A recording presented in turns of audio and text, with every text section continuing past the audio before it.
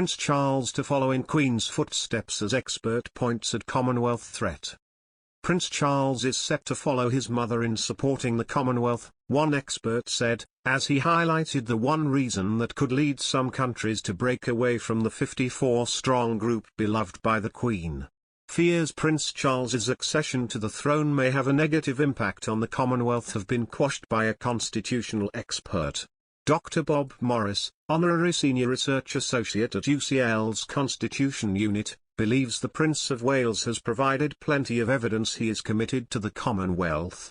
The constitutional expert told, "There is no current reason to believe that he will not follow his mother in supporting the Commonwealth. He has travelled widely in the Commonwealth himself and has considerable knowledge about and understanding of its members." Nothing in his most recent speech on the subject at the annual Commonwealth Day service at Westminster Abbey on the 8th of March 2021 suggested otherwise. In his speech, broadcasted during a special taking place in lieu of the annual service at the Abbey, the Prince of Wales said the Commonwealth has been a cornerstone of my life for as long as I can remember. Dr. Morris believes the Union is currently not at risk of losing members. However, he conceded the issues of slavery and racism may create frictions. He said, "It is true that in the past members have left the Commonwealth, South Africa, the Maldives and the Gambia, but all have, the first after 33 years, rejoined. I am not aware that there is current talk about the prospects of any countries leaving the Commonwealth. While individual departures cannot be ruled out, there are few reasons to leave a club whose rules rest lightly on the members but which offers a diplomatic milieu for former settler countries at one end of a broad spectrum through enormous countries like India and Nigeria to very small Pacific states and even to two countries, Mozambique and Rwanda, that were never formally part of the British Empire. A factor that might become more important for some countries that experienced slavery is a reluctance to continue a relationship with countries that did not, and who they may feel persist in alleged racist behavior that they find abhorrent and demeaning. On the other hand, staying in the Commonwealth gives such countries a respected platform to urge their views and call others to account.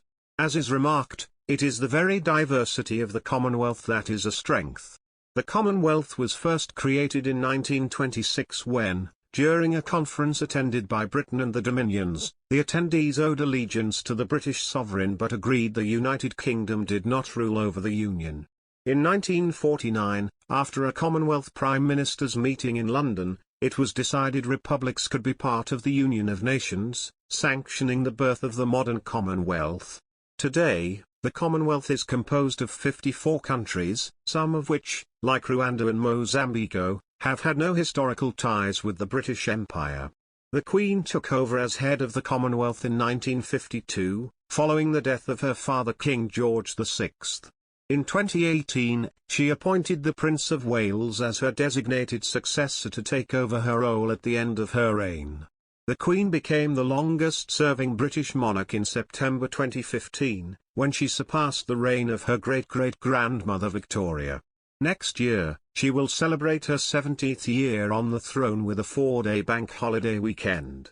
Among the events planned to celebrate the Platinum Jubilee, there are a special Trooping the Colour Parade, a pageant and a concert at Buckingham Palace. The celebrations will start on June 2, the anniversary of the Queen's coronation, and will end on June 5.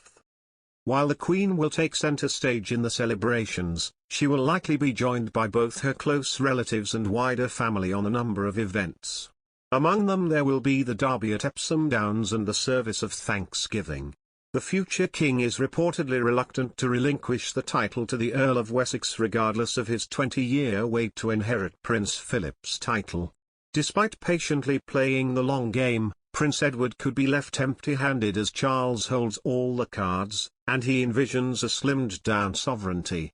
A source close to Charles said, "The Prince is the Duke of Edinburgh as it stands, and it is up to him what happens to the title.